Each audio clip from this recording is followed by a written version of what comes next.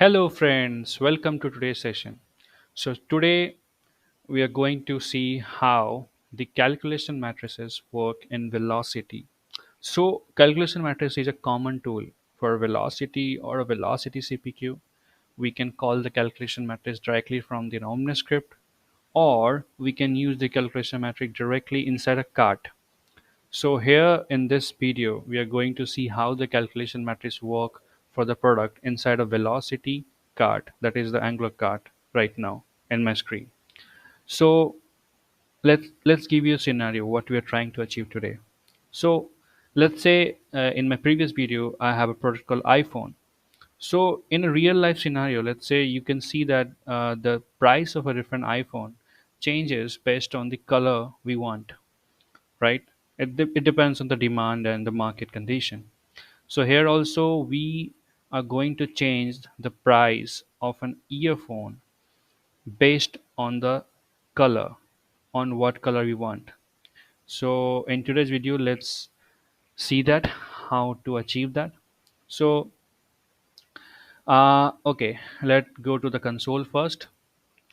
I'm going to see iPhone.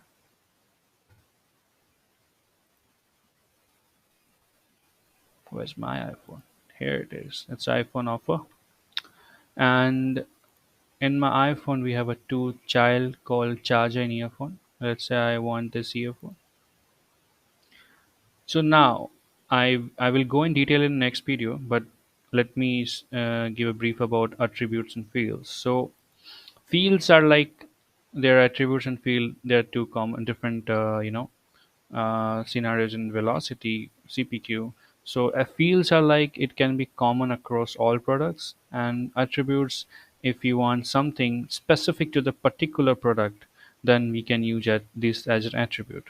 So now right now we have some attributes already built in, so we just use that. Let's say I want to add a new, for this iPhone I'm trying earphone, I'm trying to add one new attribute. Let's say I'm assigning an attribute, color. I'm assigning it. You can see color has been added. Yeah, for a best practice, always try to save it again, because it may happen that sometimes not take it through some different issues, maybe the cache or what. So you can see in the picklist value of, it's a picklist field attribute actually. So in the value you can see there are different colors: red, purple, blue, brown, black. Now we save it again. Now I want a calculation matrix. So we already have a standard matrix called attribute price matrix. So there are three types of matrices available. One is attribute pricing matrix, one is range attribute matrix, another is a volume price attribute. So in today's agenda, we have a attribute price matrix. So the changing the price of a product based on the change of an attribute.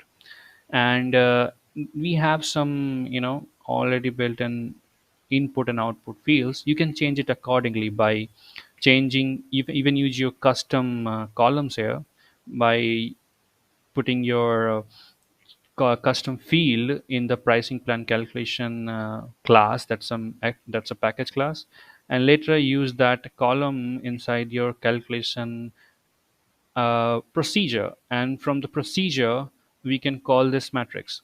So we are not going to that detail, but I will show you in brief how that thing happens.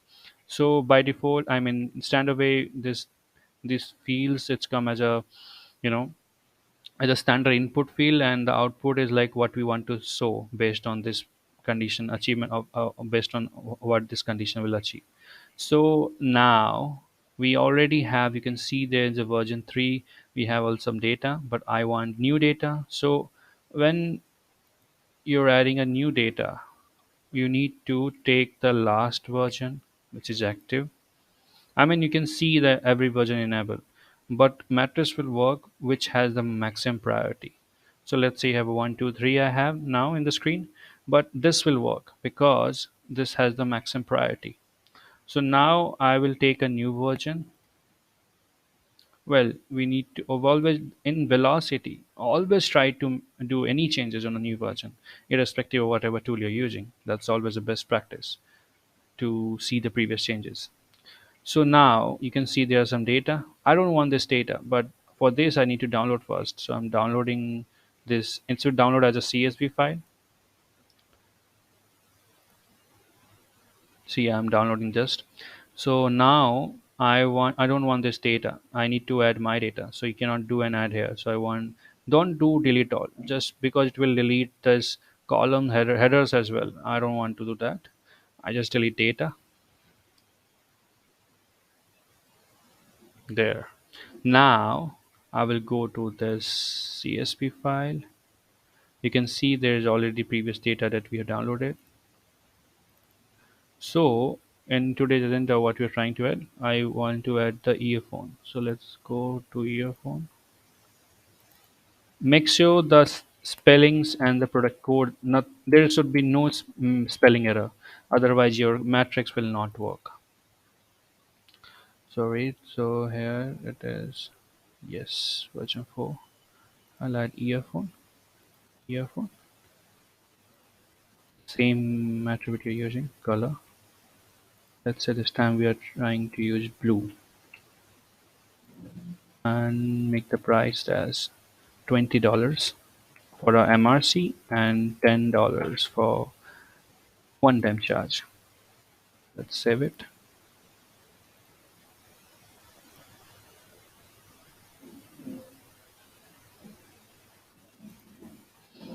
It got saved. Now let me cross-check once again. If something is not missing, the color blue has small blue. It's a big blue. Yeah, that's correct. Now I'll go what? I'll simply upload whatever I just deleted with the new data added. You can see the new versions. Where is that? Upload. You can see the 4 records uploaded. You can see the data is uploaded. Earphone, yeah, new data is uploaded. Make sure there's no error. So first save the data first. Don't forget to save it. Sometime we can simply go, it will just remove and check whether there's any errors or not. No, there's no errors. That's great. Enable it. Move the priority was maximum. Previous one is 120. I want to put more than that. Let's say 130.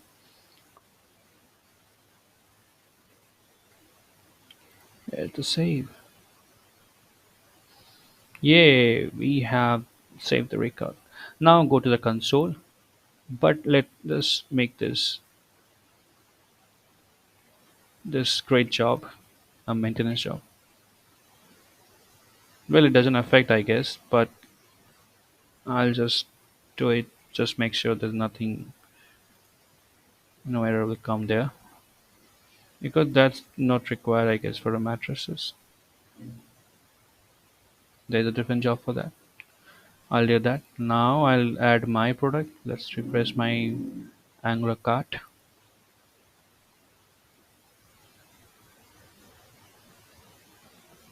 And by the way, this whole cart can be also called inside OmniScript if something requirement like that. It's a standard cart that's come under Angular template CPQ product cart item. So now what I have, I want my iPhone.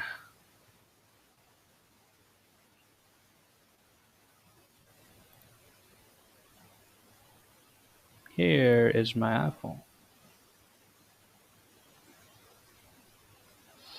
I want earphone.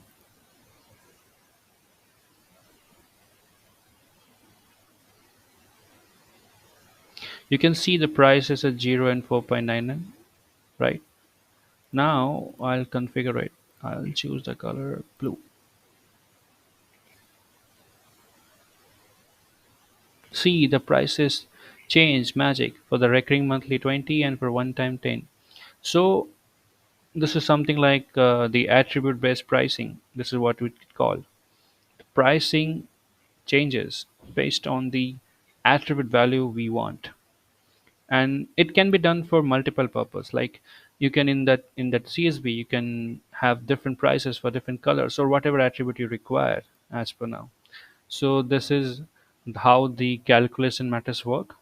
And one thing, make sure well to check how the calculation matrix work. I mean, if you have a new org for a training purpose, make sure to check one thing. It basically doesn't available. You need to add it specifically because I did the same. So your calculation matrix will not work unless or until you have the pricing plan step for this. I added this uh, step. This is I given the name as, you can find it in the success community how to do that. They have an implementation name. This is the standard package class. This is the method from where this matrix has been called. So this is a standard class. You can give the sequence from 0 to 9, and you need to add some required parameters like matrix name or the procedure name. Let's say I have added attribute pricing matrix. The other matrix that I mentioned, volume and range, it will not work because I need to specifically create a new pricing plan step here. So that's okay. So this need to be done. I mean, you need to come and do it manually. So yeah, that's what for today's session. If you have more questions on matrix and how this things related to procedure and all, I'll definitely cover it in my next videos. Please do the comment what you really want on that to see in this.